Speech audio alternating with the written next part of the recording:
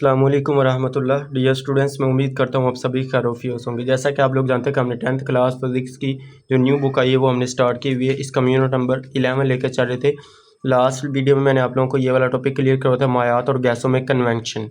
मायात और गैसों में कन्वेंशन किस तरह से होती थी ये मैंने करवाया था, साथ में इसी के साथ ये तजर्बा भी करवा दिया था, ये भी क्लियर करवा दिया था। उसके साथ मैंने आप लोगों को हवा में कन्वेंशन करंट्स ये वाला भी साथ में करवा दिया था। आज हम उसके बाद नेक्स्ट वाला टॉपिक स्टार्ट करेंगे जी। नेक्स्ट वाला टॉपिक स्टार्ट करने से पहले एक छोटी सी रिक्वेस्ट है, जिन स्टूडेंट्स ने अभी तक चैनल को सब्सक्राइब नहीं किया वो चैनल को ज़रूर सब्सक्राइब कर दें और वीडियो को लाइक और शेयर कर दें।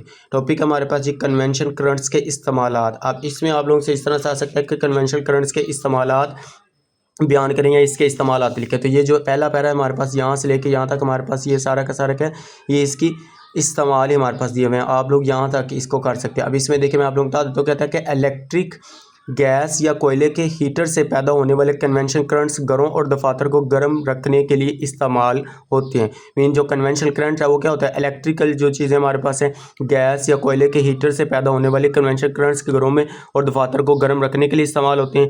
मीन जो सेंट्रल हीटिंग सिस्टम होता है ना, हीट अप्लाई करने के लिए, हीट किसी चीज़ को हीट अप करना या इमारत में हरारत फैलाने के लिए कन्वेंशन पर ही इन्हिसार होता है। इसी के ऊपर वो डिपेंड कर रहा होता है, कन्वेंशन के ऊपर हीटिंग सिस्टम जो होता है। उसके बाद कहते हैं जो वसी पैमाने पर फितरत में भी कन्वेंशन, फितरत मैंने आप लोगों को बताया था लास्ट वीडियो में कि नेशनल, ये क्या होता है, नेचुरल फिनोमेना होता है। मीन ये कुदरत की तरफ से इस तरह से होता है। मीन फितरत में भी कन्वेंशन करंट्स खुद ब खुद बनते हैं। तो यहाँ से लेके यहाँ तक अगर शॉर्ट में देखें कन्वेंशन करंट्स के इस्तेमाल लिखे, फिर यहाँ तक आप लोगों ने ये लिख देना।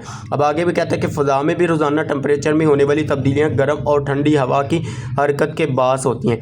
यहाँ तक आप लोगों ने इसको कर लेना, यहाँ से ले यहाँ तक नहीं, यहाँ तक आप लोगों ने इसको शोर के पॉइंट से कर लेना। उसके बाद आगे कहता है ज़मीनी हवा में भी होता है, समुद्री हवा में भी फितरत में कन्वेंशन करंट्स के नुमाया मसाले हैं। अभी इसकी नुमाया मसाले हैं, ज़मीनी हवा, समुद्री हवा, फितरत में किस तरह से कन्वेंशन करंट्स में होते हैं, तो ये उसने अलग अलग से भी बयान किया। तो इसको हम अलग अलग से भी टॉपिक को देखते हैं। सबसे पहले हम देखते हैं जी ज़मीनी और समुद्री हवाएँ। अब ये हम पीछे भी पढ़ के आ चुके हैं, आप लोगों को इसका कंसेप्ट हमने दे दिया है। इस डायग्राम की मदद से हम इसको क्लियर करेंगे। अब इस कहता है, पहले वो सवाल कर रहे हैं कि दिन में समुद्री हवाएं क्यों चलती हो। कहते हैं दिन में समुद्री हवाएं चलती हो, रात के वक्त ज़मीनी हवाएं क्यों चलती हैं। इसका जवाब क्या है, इसकी सिंपल सी वजह आप लोगों ने याद करनी है कि इसकी वजह कन्वेंशन है। इसकी वजह क्या है, कन्वेंशन की वजह से। अब देखिए इसको हम डायग्राम पे, दिन के वक्त का क्या होता है। अब दिन के वक्त आप लोगों ने यहाँ से अब देख हेडिंग दे देनी, ये हमारे पास इस तरह से अलग से शोर को सुना सकता है कि समुद्री हवाओं की वजाहत करें, समुद्री हवा की वजाहत करें, समुद्री हवाओं की वजाहत करें। फिर आप लोगों ने यहाँ से लिखना है, ये जो दिन के वक्त हमारे पास ये समुद्री हवाओं। सब देखें, दिन के वक्त ज़मीन का टेम्परेचर समुद्र के मुकाबले में ज़्यादा तेज़ी से बढ़ जाता है क्योंकि ज़मीन की मखसूस हरारती गुंजाइश बहुत कम होती है। ये मैं आप लोगों को टॉपिक कंसेप्ट क्लियर करवा के आ चुका हूँ। 10 वाले चैप्टर में, हम लास्ट वाला चैप्टर क्या था, मखसूस हरारती गुंजाइश, हमने पढ़ा था कि जो ज़मीन होती है उसकी हरारती गुंजाइश होती है बहुत कम होती है। इसी की वजह से समुद्र के मुकाबले में ज़्यादा तेज़ी से इसका टेम्परेचर क्या होता है, बढ़ता है। ज़मीन का टेम्परेचर समुद्र के मुकाबले में दिन के वक्त तेज़ी से बढ़ता है। दिन के वक्त की बात कर रहा है। अब देखिए ये हमारे पास ज़मीन है, ये हमारे पास समुद्र है। देखिए ये दिन के वक्त इसके ऊपर हरारत पड़ेगी तो ये बहुत ज़्यादा गर्म होगी, ज़मीन जल्दी गर्म होती है समुद्र की बानिस्बत। यही बात वो कर रहा है, किस वजह से, क्योंकि इसका जो ज़मीन की मखसूस हरारती गुंजाइश होती है वो बहुत कम होती है। उसके बाद आगे इसी को वजाहत करते कहते हैं गर्म ज़मीन के ऊपर मौजूद हल्की हवा, गर्म ज़मीन ये है, इस ऊपर मौजूद हल्की हवा जो है वो ऊपर उठती है और इसकी जगह लेने के लिए समुद्र की ठंडी हवा ज़मीन की तरफ आती है। अब देखिए ये ज़मीन की समुद्र की ठंडी हवा, अब देखिए एरो का निशान इस तरफ है, तीर का निशान इस तरफ, ज़मीन इसकी ठंडी हवा इसकी गर्म जगह लेगी। ये मैंने आप लोगों को इसमें भी करवाया था। अब देखिए यहाँ पे हमारे पास सूरज की ज़मीन पड़ी थी, ये सारा कन्वेंशन का टॉपिक चल रहा है। लास्ट लेक्चर आप लोगों ने नहीं लिया तो डिस्क्रिप्शन में लिंक मौजूद है, वहाँ से जाके देखेंगे। तो यहाँ से मैंने आप लोगों को लिख करवाया था। ये क्या था, हमारे पास ज़मीन ठंडी थी, जैसे इसका टेम्परेचर ऊपर की तरफ उठा था तो ये ऊपर वाली ठंडी ज़मीन क्या करेगी, ऊपर वाली ठंडी हवाएं क्या करेंगी, यहाँ से नीचे की तरफ आएगी। सेम वो कहता है कि यहाँ से ये टेम्परेचर ऊपर चला जाएगा, गर्म हवा जो है ज़मीन के ये ऊपर उठती है, ऊपर मौजूद हल्की होकर ऊपर उठती है और इसकी जगह लेने के लिए समुद्र की ठंडी हवा इस जगह पे आ जाती। इस तरह से ये कन्वेंशन का रूल यहाँ पे अप्लाई हो रहा है। तो इसी को वो कहते हैं, इसी को समुद्री हवा कहते हैं। यहाँ से लेके यहाँ तक आप लोगों ने इसको कर लेने जी, समुद्री हवा किसे कहते हैं, तो ये अलग से शोर भी बन के आ सकते हैं। इसको आप लोगों ने अच्छी तरह से कर लेना है। उसके बाद देखिए जी रात के वक्त क्या होता है। रात के वक्त की बात करें तो आप लोगों ने कहा ये ज़मीनी हवा मीन ज़मीनी हवा की वजाहत करें, इस तरह से आ सकता है। ज़मीनी हवा की वजाहत करें, ये शोर में आ सकता है ये वाला भी। अब देखें रात के वक्त ज़मीन का टेम्परेचर समुंदर के मुकाबले में ज़्यादा जल्दी कम हो जाता है। मीन अब ज़मीन का टेम्परेचर क्या है वो ठंडा होता है रात के वक्त, लेकिन जो समुंदर का टेम्परेचर वो गर्म होता है। मीन यहाँ से गर्म हवा ऊपर उठेगी। अब देखिए आगे वो यही बात है, इसी दौरान समुंदर के ऊपर की हवा ज़्यादा गर्म और हल्की होकर ऊपर उठती है। ऊपर उठेगी, फिर जो ज़मीन का ठंडा हमारे पास ज़मीन का जो कम टेम्परेचर होता है वो इसकी जगह ले लेगा। मीन इसकी जगह पे आप देखिए आगे लिखेगा, और ज़मीन की ठंडी हवा मीन ज़मीन की जो ठंडी हवा वो समुंदर की जगह में आएगी। हवा समुंदर की तरफ बढ़ती है, इसी अमल से ज़मीनी हवा बनती है। तो यहाँ तक आप लोगों ने ये वाला शोर के पॉइंट ऑफ व्यू से इसको भी अच्छी तरह से कर लेना है। अब आप लोगों ने ये वाला करना है, ये कर ले। अब देखिए एक यहाँ से मैं आप लोगों को शोर में आ जाए, अब ये लोगों के तौर पर भी है, क्योंकि वो लोगों में पूछ सकता है कन्वेंशन करंट के इस्तेमालात लिखे, फिर आप लोगों ने ज़मीनी और हवाई समुंदर इसके अंदर लिखना है, उसके बाद ग्लाइडिंग है, उसके बाद ये सारे के सारे इसी के इस्तेमालात में है। ये लॉन्ग में आ जाए फिर सारा का सारा लिखना है। अगर शॉर्ट में आ जाए फिर आप लोगों ने समुद्री हवा सिर्फ यहाँ से लेके यहाँ तक इसका आसान वर्डिंग में देखे तो दिन के वक्त जमीन की हवा गर्म होकर ऊपर उठती है। हमने क्या पढ़ा, दिन के वक्त जमीन की गर्म हवा ऊपर उठती है और ठंडी हवा समुद्र से इसकी जगह लेने आती है। ये हवाएं क्या होती है, समुद्री हवाएं कहलाती हैं। इतना आप लोग समुद्री हवाएं शॉर्ट में याद रखा लेना है अगर शॉर्ट में आ जाए। उसके बाद जमीनी हवा की बात करें, जमीनी हवा की बात करते हैं रात के वक्त जमीन समुद्र की निस्बत जल्द ठंडी हो जाती है। समुद्र के ऊपर की हवा गर्म होकर समुद्र के ऊपर की हवा क्या है, समुद्र के ऊपर की हवा गर्म होकर ऊपर उठती है और इसी की जगह लेने के लिए ज़मीन से ठंडी हवा समुद्र की तरफ जाती है। तो इन्हें हम क्या कहते हैं, ज़मीनी हवा कहते हैं। तो ये यहाँ तक आप लोगों ने दो शॉर्ट के तौर पे यहाँ ये वाला करना है, ये कर ले। शॉर्ट में ये बुक वाला भी कर सकते हैं, ज़्यादा बेस्ट बुक वाला है। आप लोगों को ये मैंने अपनी वर्डिंग में लिख के आप लोगों को दिया, वो वाला करना है। ये वाला आप लोगों ने करना है, ये वाला भी कर सकते हैं। ये यहाँ से लेके यहाँ तक हमारे पास समुद्री हवा आ गया। उसके बाद ज़मीनी हवा की हेडिंग देके ये वाला यहाँ से ले ये लिख ले। उसके बाद आगे ये एक हमारे पास लाइन है ये वाली, यहाँ तक आप लोगों ने ज़मीनी हवा कर लेने, इधर तक ये आप लोगों ने लाजमी कर लेना। उसके बाद देखें तो आगे हमारे पास ये वाला यहाँ से लेके यहाँ तक क्या आ जाएगा, समुद्री हवाएं। उसके बाद यहाँ से लेकर ज़मीनी हवाएं। ये शॉर्ट यहाँ से भी आप लोग क्लियर कर सकते हैं। बुक वाला कर ले तो ज़्यादा बेस्ट है, क्योंकि लॉन्ग में क्लियर करने हैं तो शॉर्ट भी आप लोगों के साथ क्लियर हो जाएगा।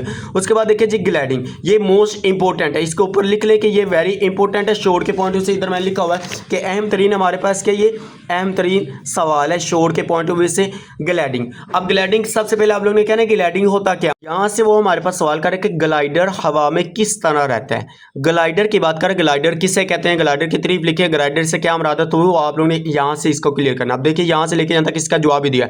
ग्लाइडर एक ऐसा हवाई जहाज होता है जिसमें इंजन नहीं होता। मीन ग्लाइडर में इंजन नहीं होता और ये ऊपर उठती हुई गर्म हवा की थर्मल्स पर इन्हिसार करता है। किस पर होता है, थर्मल पर इन्हिसार होता है। यहाँ पे एक शॉर्ट क्वेश्चन बढ़ रहा है कंसेप्ट के लिए, वो मैं बताता हूँ किस वजह से। आप देखिए जो कि कन्वेंशन के जरिए बनती है। आगे उसने जवाब दे दिया है क्योंकि जो ऊपर उठती हुई हवा है, ऊपर उठती हुई गर्म हवा की थर्मल्स पर इन्हिसार करता है। थर्मल पर इन्हिसार होता है जो कि कन्वेंशन के जरिए बनती है। अब यहाँ पे मैं आप लोगों को एक शॉर्ट क्वेश्चन बताता हूँ किस तरह से आ सकता है कि ग्लाइडर्स कैसे एक इंजन के बगैर हवा में रहता है। अब ग्लाइडर के अंदर इंजन नहीं लगा, वो कैसे रह सकता है, वो आप लोगों को यहाँ पे जवाब दे चुका है कि जो कि कन्वेंशन के जरिए बनती है। अब इसका आप लोगों ने ये जवाब लिखते हैं, वो थर्मल्स का इस्तेमाल करते हैं। थर्मल का किसके ऊपर डिपेंड कर रहा है, इन्हिसार किस पर हुआ है, थर्मल्स पर है। तो इसी वजह कहते हैं थर्मल्स का इस्तेमाल करते हैं जो कि कन्वेंशन की वजह से बनने वाले और ऊपर की तरफ उठने वाले कन्वेंशन करंट्स हैं। तो यहाँ तक आप लोगों ने ये इसका जवाब लिख लेना, शॉर्ट के तौर पे आ सकता है। कंसेप्ट के लिहाज से आप लोगों को क्लियर करवा दिया, ये वाला आ गया। उसके बाद देखिए यहाँ पे हमारे पास है आगे सवाल आ सकता है ग्लाइडर हवा में किस तरह रहता है। ग्लाइडर हवा में किस तरह रहता है, या परिंदे जो हवा में उड़ रहे हैं, इनमें एमसीक्यूज के पॉइंट ऑफ व्यू से ये आप लोगों ने अच्छी तरह से लोगों के तौर पर तैयार कर लेना है। शॉर्ट में आप लोगों ने ये लोगों के तौर पर आप लोगों ने ये लिखने के बाद ये लास्ट में लिखना है। देखिए ग्लाइडर्स इन गर्म ऊपर उठने वाली हवाओं का फ़ायदा उठाता है। वो गर्म उठने वाली ऊपर हवाओं का फ़ायदा उठाता है। इसे परिंदे भी फ़ायदा उठाते हैं। किस तरह से आगे देखें, और लंबे अरसे तक हवा में रह सकता है। इसी तरह परिंदे भी थर्मल्स के सहारे घंटों तक परों को हिलाए बगैर फ़ज़ा में बुलंद रहते हैं। मीन ग्लाइडर की वजह से इसी के जरिए थर्मल के सहारे जो डिपेंड किसके ऊपर कर रहा है, थर्मल के ऊपर डिपेंड कर रहा है। इसी वजह पर कहता है बुलंद रहते हैं और वो अपने पर फैलाकर थर्मल्स में दायरा बनाते हैं। पर फैलाकर क्या करते हैं, थर्मल में दायरा बनाते हैं। आप लोग परिंदों को देखेंगे तो इस तरह से वो बहुत ऊपर तक जा चुके होते हैं।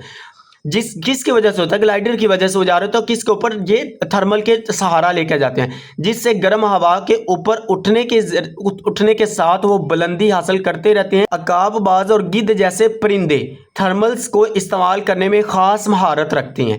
वो थोड़ी सी मेहनत से बहुत लंबे, अब देखिए जैसे हवा चलती है, तेज हवाएं होती हैं, तो वो थोड़ी सी मेहनत करते हैं, थोड़ी सी मेहनत करने के बावजूद वो बहुत लंबा फासला तय कर लेते हैं, बहुत लंबे फासले तय कर लेती हैं, और इन्हें बामुश्किल कभी परों को फड़फड़ाना पड़ता है। मीन जो फड़फड़ इस तरह से फड़फड़ाते हैं, पर चलाते हैं, वो नहीं हिलाने पड़ते, उसको मेहनत नहीं करनी पड़ती, थोड़ी सी मेहनत से वो बहुत लंबे फासले तक, वो दूर तक जा सकते हैं। तो यहाँ तक आप लोगों ने क्या कर लेना है, ये शॉर्ट के तौर पर ग्लाइडर हवा में किस तरह रहता है, इस तरह से हेडिंग रही कि आप लोगों ने ये भी लिख लेना है। शॉर्ट में भी आ सकते हैं, लॉन्ग में भी क्लियर करवा दी, यहाँ से लेके यहाँ तक ये, और ये वाला यहाँ से लेके यहाँ तक है। इसमें छोड़ने वाला कोई नहीं है, जो आप लोगों को छोड़ने वाला तो साथ साथ बता देते होते हैं, लेकिन ये इतना लाजमी की जगह, छोड़ना चाहते छोड़ सकते, लेकिन ये लाजमी करना है। ग्लाइडर किसे कहते हैं, ये मोस्ट इंपॉर्टेंट है, इसको अच्छी तरह से आप लोगों ने तैयार कर लेना है। उम्मीद करते हैं कि आप लोगों को वीडियो अच्छी लगी है। अगर वीडियो अच्छी लगी तो वीडियो को लाइक और शेयर जरूर कीजिएगा। ये सारी मेहनत सिर्फ आप लोगों के लिए की जा रही है, आप लोग भी प्यार मोहब्बत जरूर दिखाएं, चैनल को जरूर सब्सक्राइब करें जी। उसके बाद इंशाल्लाह हम नेक्स्ट वीडियो में इसके साथ वाले नेक्स्ट वाले सारे के सारे टॉपिक देखेंगे। आगे वाले हमारे पास ये 2 से 3 आगे नेक्स्ट वीडियो में देखेंगे, ये हमारे पास टॉपिक कंप्लीट हो जाएगा जी। ओके जी, मिलते हैं नेक्स्ट वीडियो में, दुआओं में जरूर याद रखिएगा। अल्लाह हाफिज़, thanks for watching this video.